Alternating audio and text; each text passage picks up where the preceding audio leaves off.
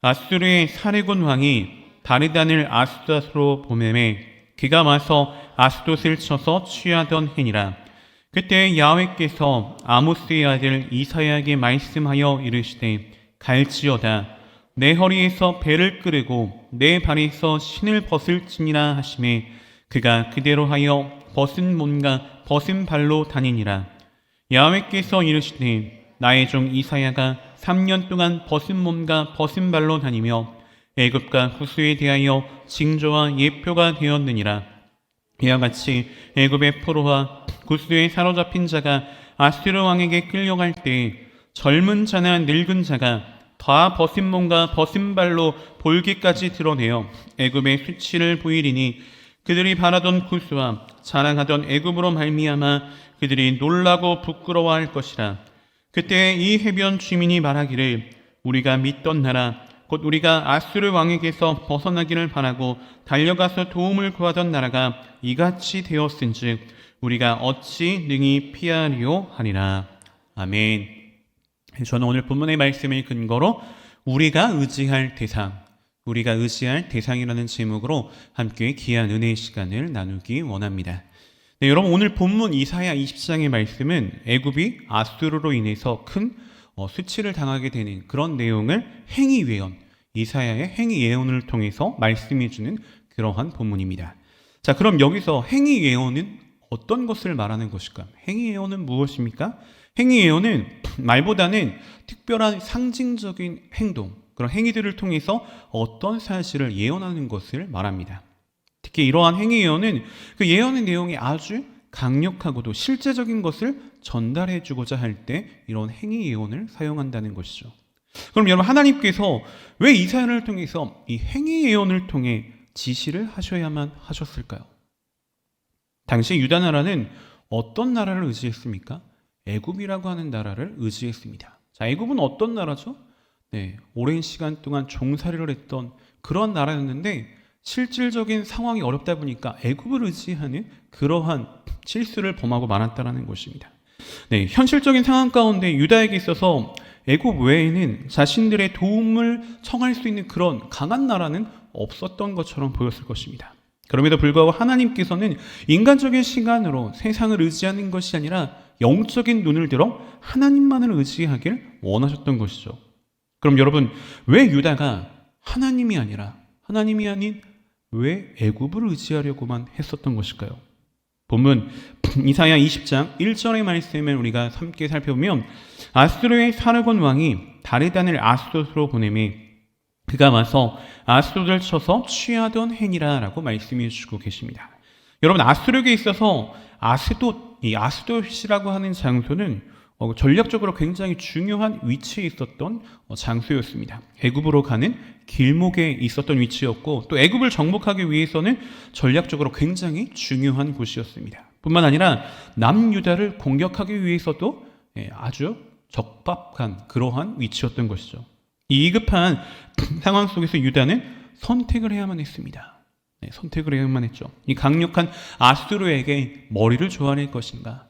굴복할 것인가? 아니면 그와 맞설 수 있는 강한 나라, 이 애굽과 손을 잡아서 이 아수르를 대적할 것인가? 이러한 선택을 해야만 했다는 것입니다. 여기서 애굽을 선택하는 실수를 범하죠. 그때 하나님의 말씀이 이사야에게 임했던 것입니다. 이사야 20장 본문 2절 말씀 함께 살펴보면 그때 야훼께서 아모스의 아들 이사야에게 말씀하여 이르시되 갈지어다 내 허리에서 배를 끄르고 내 발에서 신을 벗을지니라 하시매 그가 그대로 하여 벗은 몸과 벗은 발로 다니니라라고 말씀해 주고 계십니다. 여러분, 하나님께서 이사야에게 하신 말씀은 어떤 말씀입니까? 사실 소망의 말씀이 아니라 심판의 말씀이셨습니다. 희망을 주는 그러한 위로의 말씀, 그런 내용이 아니라 심판하시고자 하는 그러한 강력한 메시지였다는 것이죠. 하나님께서는 이사야에게 허리에서 배를 끄르고 내 발에서 신을 벗으라라고 말씀하십니다. 치부만을 가린 속옷 차림으로 다니라는 그런 말씀인 것이죠. 여러분, 이 행위어는 장차 애굽이 아수르에게 멸망하게 되어서 그 백성들이 벌거벗긴 채로 포로로 끌려가게 될 것을 예언해주는 그런 내용의 말씀이었습니다. 그리고 이것은 궁극적으로 아수르로 인한 위기에서 벗어나기 위하여서 아수르에 패망할 애굽을 의지하는 어리석음을 범하지 말라라고 말씀하시는 그러한 내용도 담겨져 있었던 것이죠. 근데 여기서 우리가 생각해 보아야 될 것은 이사야가 이러한 행위 예언을 하기 위해서 다시 말해서 하나님의 명령을 수행하는 그러한 상황 가운데 감수해야만 했던 고통을 생각해 보아야 됩니다. 네, 이사야는 어떤 선지자였을까요? 이사야는 어떤 선지자였을 것 같습니까? 일반적인 평범한 선지자는 아니었습니다. 그는 왕족 출신의 선지자였습니다. 네, 나름 자부심이 있었던 그러한 인물이었죠. 그래서 사실 여기서 벌거벗었다는 것이 완전한 알몸은 아니었지만 아무리 포로라도 보면 알몸으로 끌려가지는 않습니다. 여기서 벌거벗은 이 속옷만 입은 상태를 봤을 때 굉장히 우리가 생각하는 것 이상으로 수치스럽게 여길 수 있었던 그때 당시의 문화를 우리가 생각해 보아야 됩니다. 자, 사무엘하 우리가 10장의 내용을 살펴보면은 암몬왕 나하스의 조문사들로 보낸 이 다윗의 신하들이 나하스의 계승자 한운에 의해서 겉옷이 잘려져 보내는 그러한 수치를 당하는 사건을 알 수가 있습니다. 그래서 이러한 수치 때문에 결국에는 어떤 일까지 생기느냐, 국가의 사활을 건 전쟁까지 벌어지게 된 그런 내용을 알 수가 있습니다. 자, 그래서 겉옷과 신발까지 완전히 벗은 이사야의 심정을 당시 문화적인 부분까지 생각하면 얼마나 수치스러웠을까, 이것을 우리가 생각해 보아야 한다는 것이죠. 일반 평민이 그렇게 해도 수치스러운데 왕족이자 선지자인 그러한 신분의 사람이 이러한 수치스러운 모습을 행했다고 생각하면은 그 수치와 고통은 말로써도 표현하기 어려운 그러한 정도의 수치였을 것입니다. 사정을 모르는 사람들은 어떻게 생각했을까요? 네, 그를 굉장히 미친 사람처럼 취급해버렸을 것입니다. 또 귀신에 들린 게 아닌가, 이러한 생각까지 할 수 있었을 것이라는 거죠. 하지만 이사야는 어땠습니까? 하나님의 말씀 앞에 자신의 체면을 세우기보다는 하나님의 명령에 더 우선순위를 두고 하나님의 명령을 순종하기로 작정했다라는 것입니다. 여러분, 하나님의 사람들, 하나님의 뜻을 받은 그런 사람들에게는 바로 이러한 이사야와 같은 정신이 필요하다라는 것입니다. 예수님도 보면 어떻죠? 하나님의 아들이셨죠. 하나님의 아들이셨지만 하나님의 뜻을 이루기 위해서 어떻게 하셨습니까? 벌거벗긴 채로 십자가에 달려 돌아가셨다라는 것입니다. 하나님의 뜻을 이루기 위한 그러한 수치도 전혀 개의치 않으셨다는 것이죠. 우리도 이와 같이 하나님의 명령을 따를 때 뭔가 수치를 당하게 될 것만 같은 그런 어려운 상황에 놓일 수도 있습니다. 하지만 아무리 큰 수치와 고통이라고 할지라도 나의 우선순위가 어디에 있는지를 점검해 봐야 되죠. 하나님의 뜻을 이루기 위한 자인가, 아니면 나의 뭔가 자존심, 나의 수치를 생각하는 자인가, 그것을 우리가 늘 생각하며 우리의 존재는 무엇으로 인해 창조된 것입니까? 하나님의 영광을 나타내기 위해 창조된 그러한 존재임을 기억하며 하나님의 뜻을 가장 우선순위로 생각할 수 있는 그러한 이사야와 같은 정신을 우리가 구축할 수 있어야 하는 것입니다. 계속해서 본문 이사야 20장 3절의 말씀 살펴보면 야훼께서 이르시되 나의 종 이사야가 3년 동안 벗은 몸과 벗은 발로 다니며 애굽과 구스에 대하여 징조와 예표가 되었느니라 라고 말씀해 주고 계십니다. 여러분, 하나님께서 이사야를 이 수치스러운 그런 모습으로 하루 이틀이 아니라 무려 3년이라는 시간 동안, 3년이라는 긴 시간 동안 벗은 몸과 벗은 발로 다니게 행하셨다라는 것입니다. 자, 이사야가 속옷 차림의 몸으로 왕궁과 사람들 앞에 계속해서 드나들도록 하나님은 그렇게 명령하셨다는 것이죠. 여러분, 앞서도 제가 말씀드린 바와 같이 이사야는 당시에 왕족이었고 왕궁을 출입할 수 있었던 그러한 선지자였습니다. 가장 좋은 옷을 입어야 됐죠. 가장 좋은 옷을 입고 다녀야 할 그러한 왕궁에서 벌거벗은 차림으로 다닌다라는 건 사실 상상하기조차 어려운 그러한 내용의 모습입니다. 그러나 하나님께서는 말로 해서는 절대 귀를 기울이지 않고 있는 이 유다 나라를 향하여서 이사야의 이 몸을 통하여서 강력하게 경고를 하고 계신다는 것입니다. 즉 이사야 행위는 애굽이 장차 아수르에 패망함으로써 그 백성들이 아수르의 포로로 잡혀가는 수치를 당하게 될 것을 의미해주고 있다는 것이죠.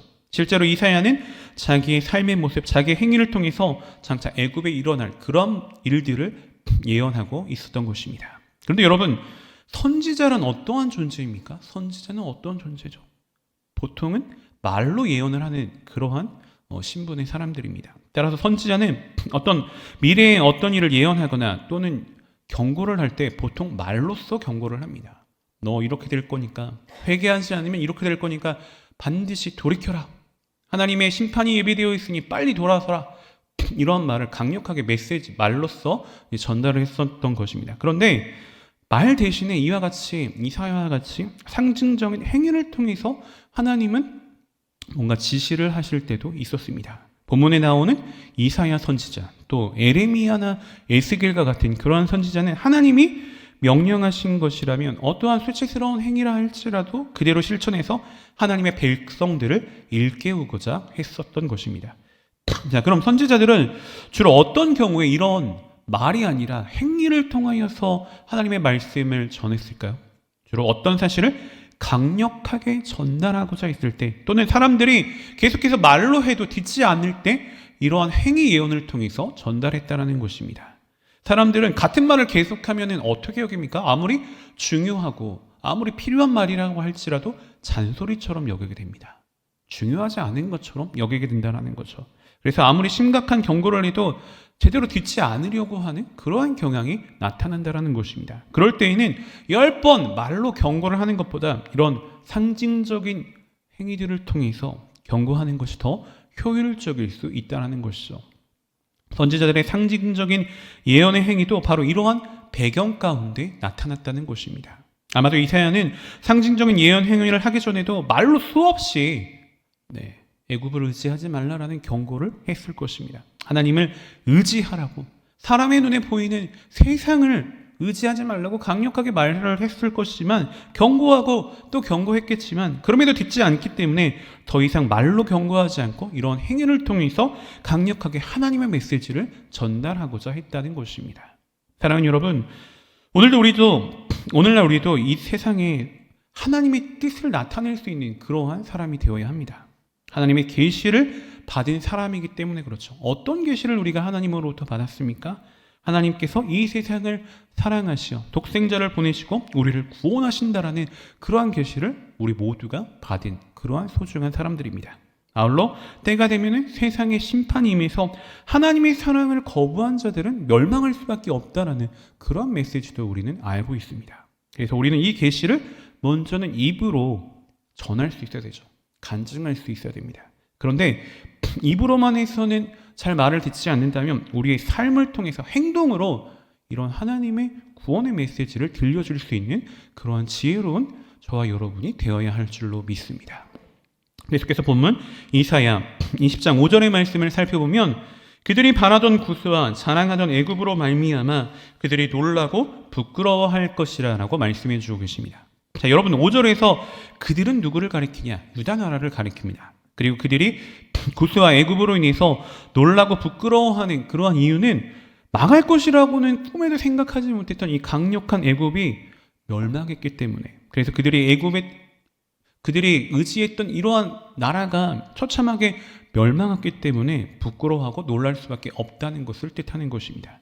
자, 여러분 이사야가 본 이 예언을 선포할 당시 유다는 아수르로 인해서 굉장히 다급한 그런 상황 가운데 있었습니다. 유다는 아하스 왕 때까지만 해도 친아수르 정책을 펼치는 그런 국가였습니다. 근데 히스기야가 즉위를 하면서 이 정책이 바뀌게 되는, 변경되는 그러한 상황 가운데 이르게 됩니다. 즉 히스기야는 친아수르 정책을 포기한 그런 정책을 나타냅니다. 이것은 굉장히 잘한 정책이라고 할 수 있죠. 근데 잘한 정책이었는데 문제가 생깁니다. 문제는 그 다음에 생기죠. 친아수르 정책을 포기하면 어떤 정책을 펴야 됩니까? 하나님을 의지하는 다른 강력한 국가를 선택하는 게 아니라 하나님을 더욱더 의지하고 하나님으로부터 힘을 받아야 되는데 그러한 상황에 이르지 못했다는 것입니다. 아수르 정책을 포기하니까 아수르 입장에서는 어떻게 하죠? 아수르 입장에서는 괘씸했기 때문에 보복을 꿈꾸고 있었을 것입니다. 보복을 계획했죠. 당연한 그런 이치입니다. 그래서 히스기야는 그에 대한 대비책을 마련해야 됐습니다. 그에 대한 대비책, 하나님을 의지했어야 되는데 인간적인 눈으로 자기 주변 국가 중에서 강력한 애굽을 선택했다라는 것입니다.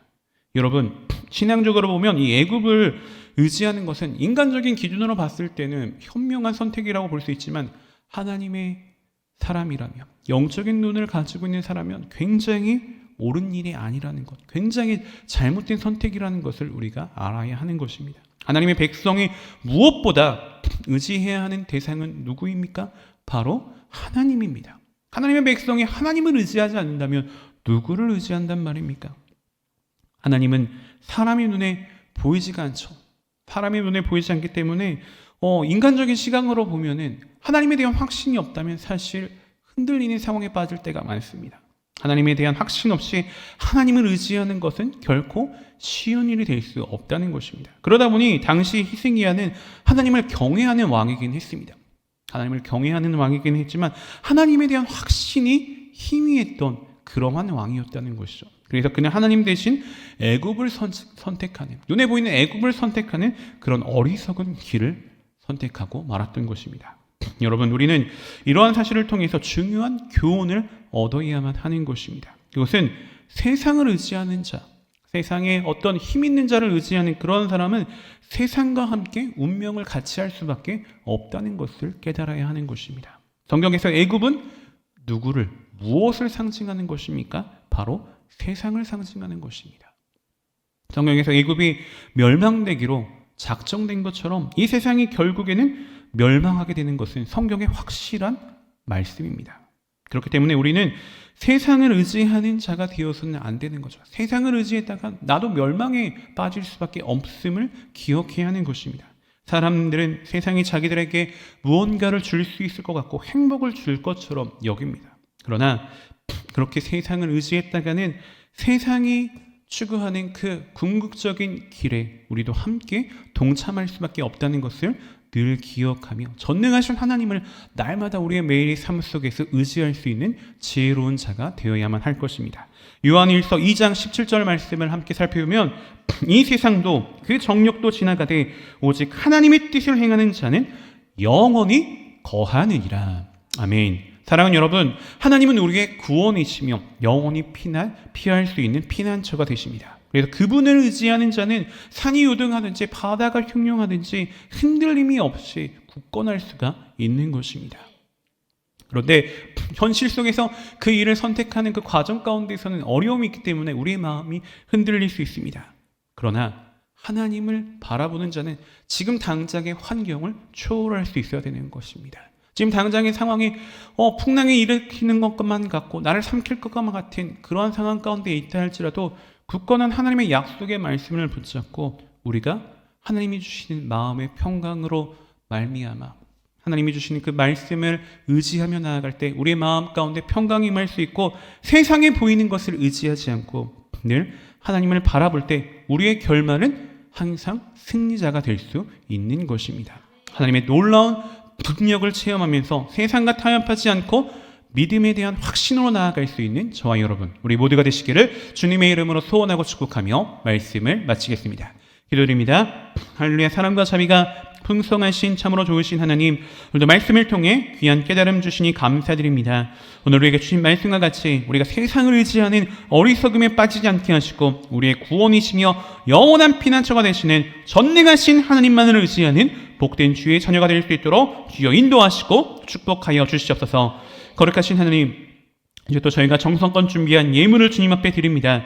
드려지는 모든 손길 가운데 한없는 주의 은혜와 사랑으로 가득히 채워주시고 이 예물이 쓰여지는 모든 곳 가운데 주님의 영광만이 아름답게 드러나게 하여 주옵소서. 감사드리며 모든 말씀 살아계신 예수 그리스도 이름 받들어 간절히 기도 올리옵나이다.